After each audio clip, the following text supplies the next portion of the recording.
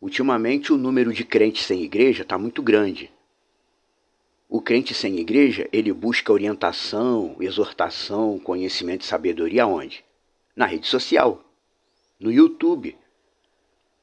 E por causa disso, muitos têm se deixado levar por pregadores de judaísmo messiânico ou de judaísmo comum, convencional, que tem no YouTube, que são vários, são muitos. Esses pregadores de judaísmo do YouTube, eles passam uma ideia de que o povo judeu tem um conhecimento que os outros precisam. Aquele conhecimento, mais do que os outros, você não vai achar em lugar nenhum, só neles, nos judeus. Mas Projeto Reino vem te exortar. Não caia nessa armadilha de ir buscar conhecimento no judaísmo. Seja qual for o rótulo, judaísmo comum, judaísmo messiânico, judaísmo nazareno, a maioria do judaísmo messiânico e nazareno ainda reconhece Yeshua como Mashiach, Redentor dos humanos, mas o judaísmo convencional não reconhece Yeshua. Como é que você, que acredita no Salvador, vai buscar conhecimento numa religião que não aceita Yeshua como Redentor?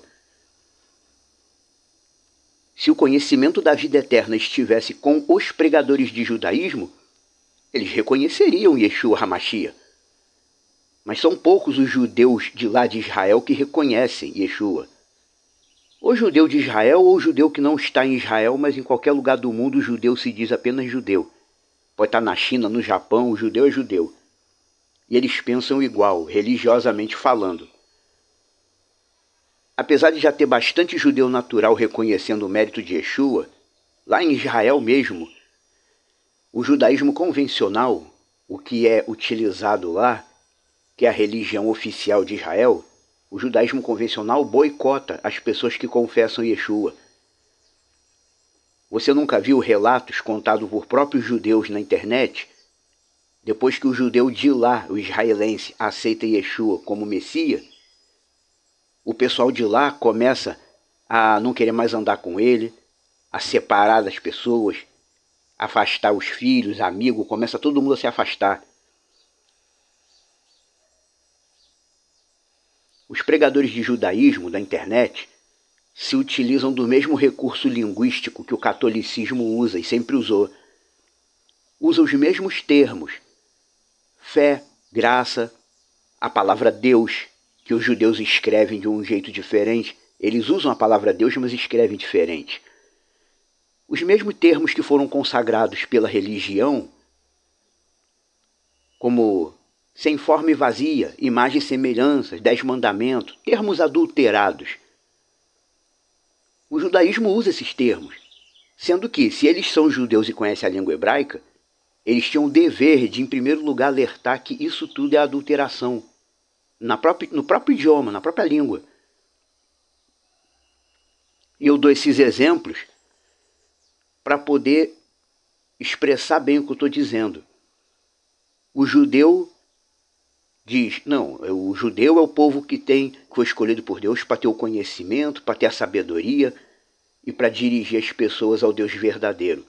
Mas eles se utilizam das mesmas adulterações do catolicismo, como esse exemplo que eu dei. Nas traduções. E Deus criou a terra, e a terra no início era sem forma e vazia. Os termos utilizados, a terra era Tohu e Bohu. Tohu e Bohu não significa sem forma e vazia. E Deus fez o homem com sua imagem e semelhança, Tselem e Demut. Demut não significa semelhança. Demut é forma. Semelhança em hebraico é demion. Deus fez o homem com a imagem e a forma dele. E aí os judeus do judaísmo convencional dizem, Deus não tem forma. Mas eles sabem que demut quer dizer forma. Se você tentar questionar um deles, diretamente com base no próprio hebraico, que é a língua deles, eles vão te enrolar. Yah fez o homem com sua imagem e forma. O que significa? Yah, Deus eterno, não tem corpo? Não, ele não tem corpo, corpo sólido, mas ele tem forma. Mesma coisa, a fumaça não tem corpo, mas a fumaça não tem uma forma. Quando a fumaça sobe, você não vê a fumaça. E não tem corpo, mas tem forma. E qual é a forma dele? A forma dele é isso que a gente chama de aparência humana. Porque quando diz Iá fez o homem com a forma dele é como a gente vê na Bíblia, em certas visões que são descritas pelo profeta. E eu olhei e vi um filho de humano em pé, um braço com perna, com cabeça, tronco. Forma. Forma é isso. Toda vez que Exu é visto na visão, a aparição do Deus Eterno é vista numa visão, é visto como o quê? Como um homem. Forma é isso. Acho que as pessoas já sabem disso, né? Ou será que não?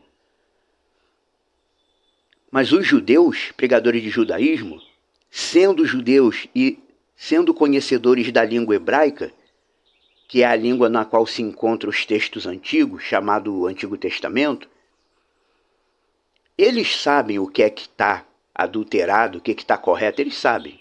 Mas eles, como a religião é um sistema formado, eles seguem o sistema sem se preocupar com isso.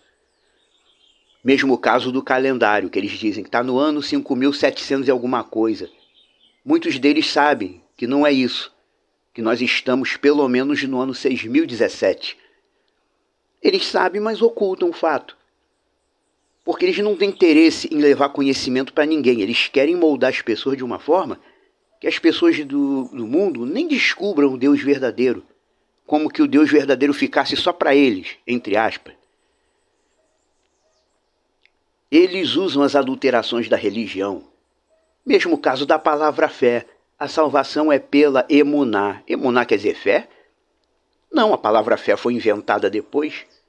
Emuná significa fidelidade e também significa confiança. Quem é judeu sabe disso. A salvação é pela emuná, ou seja, não é quem crê será salvo, é quem confiar no Deus eterno a ponto de ser fiel ao que ele ensina, ao que ele deixou nos escritos, será salvo. Porque o que ele deixou nos escritos nos leva até Yeshua. Muitos judeus do judaísmo convencional pensam assim e sabem disso, mas escondem para não serem boicotados lá na sociedade deles. E eles sabem também que a palavra recede, que o pessoal chama de graça. Na verdade, graça significa o quê?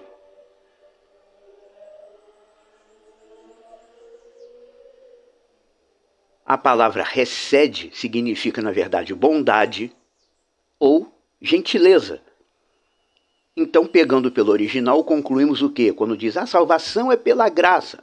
A salvação é pela bondade do Deus eterno. Recede, inventar a palavra graça, mas a salvação é pela bondade do Deus eterno. É isso que está falando. A salvação dele é pela bondade por quê? Porque ele nos salva porque ele quer. Ele nos redimiu porque ele quis.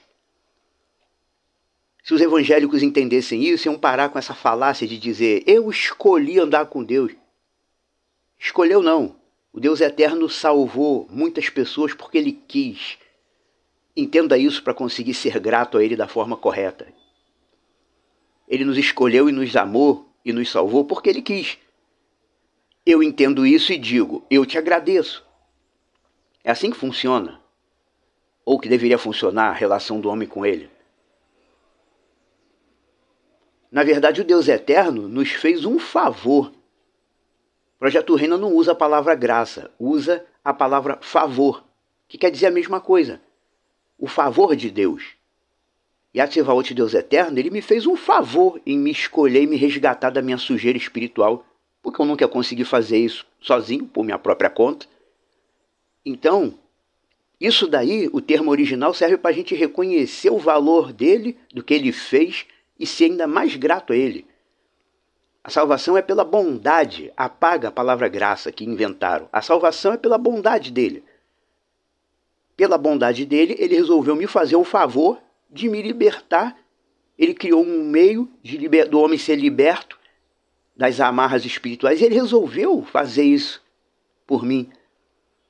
E é por isso que eu tenho que ser grato a ele. Ele teve a brilhante ideia de enviar Yeshua HaMashiach. Foi uma parte de sua própria essência vital. Entrou no mundo em forma de homem nascido e veio cumprir todo o procedimento do resgate espiritual para poder se comunicar com os humanos e gerar vida eterna para nós. Quando você tem essa noção clara, você é ainda mais grato e tem mais motivação para ser obediente a ele. Quem é judeu realmente, que entende a língua hebraica, sabe disso. O problema desses judeus atualmente de Israel é aquilo que Yeshua fala no texto do Apocalipse. Muitos lá se dizem judeus, mas não são. Que houve um tempo na história em que vieram pessoas de outras terras, adotaram o judaísmo e ficaram por lá e misturou. Tem judeu lá que na verdade é judeu só religiosamente, não é judeu de verdade. E foi justamente esse grupo, foi justamente essa gente que causou as modificações no entendimento da Torá. Aliás, por falar em Torá, quem é judeu realmente, e olha só isso também, o judeu usa a expressão os 10 mandamentos, sendo que no texto hebraico a expressão é a Aseret HaDevarim. O Projeto Reina já falou sobre isso também. Aseret HaDevarim significa 10 coisas. Torá é o que veio nas 2 tábuas de pedra, aquelas 10 declarações. E aquelas 10 declarações, elas na verdade contêm mais de 20 ordenanças, então não é 10 mandamentos. A gente teria que falar então 20, 21, 22 mandamentos. O Projeto Reina está preparando uma explanação sobre isso em mais detalhe. O cara é judeu, o cara fala hebraico, ele sabe mais ou menos como funciona a mentalidade do israelense atual e ainda chama a Aseret HaDevarim de 10 mandamentos. Sendo que ali não tem 10 mandamentos, é cada ordenança. Não tem só 10, tem mais de 10. Por isso que o certo é deixar como diz no original, Aseret HaDevarim. 10 coisas que Yah falou por meio de Moisés. E as palavras Torru e Borru, como eu já disse anteriormente? Porque no início, quando Deus fez o mundo, Deus fez a terra era Torru e Borru. Que não é sem forma e vazia.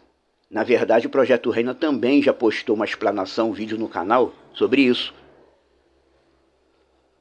Torru e Borru são palavras antigas que quase nem são mais usadas, que fazem referência, em seu significado anterior de raiz, à estrutura primária da Terra.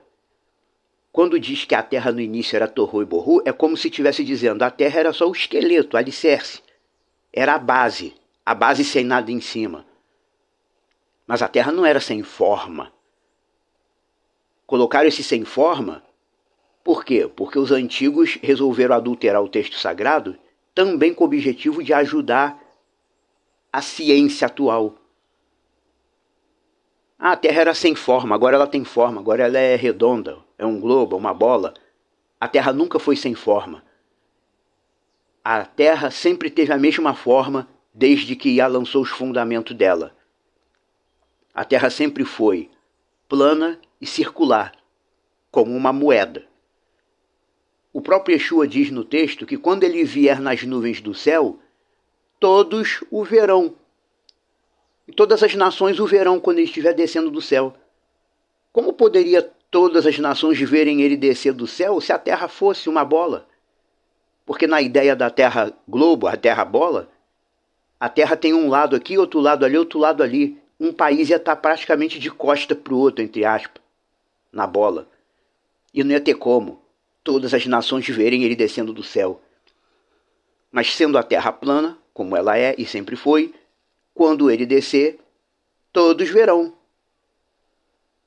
Da mesma forma que todos veem o Sol e a Lua que estão lá em cima, quando Yeshua descer, se destacando muito mais do que a Lua ou do que o Sol, todas as nações, quem tiver acordado vai ver.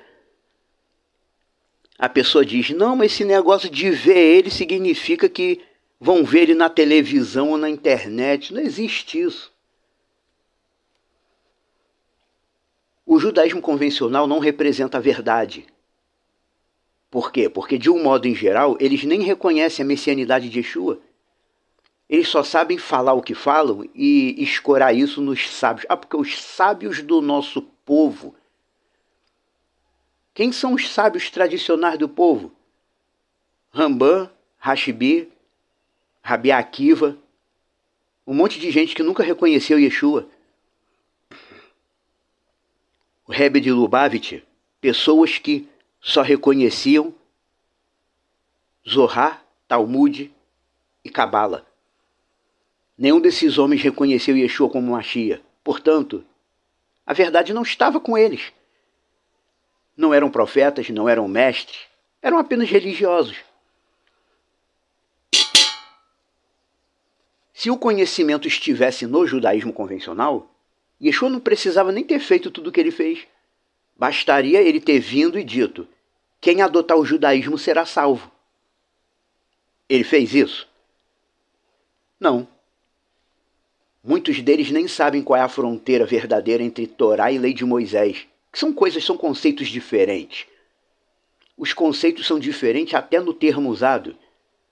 Na época de Yeshua aqui no mundo, Israel falava aramaico. No idioma aramaico, Torá é chamada Uraita e lei de Moisés é chamada Namusa. Por que termos diferentes? Porque são conceitos diferentes. Torá é o que veio nas 2 tábuas de pedra. Lei de Moisés é o conjunto de tudo que Deus falou com Moisés e foi considerado como norma de vida para Israel. Para Israel, para a gente não. O que as lideranças do judaísmo comum querem na prática é tomarem para si a prerrogativa de serem os verdadeiros porta-vozes da verdade divina. Mas para isso não deveriam ter modificado jamais toda aquela crença da época do deserto.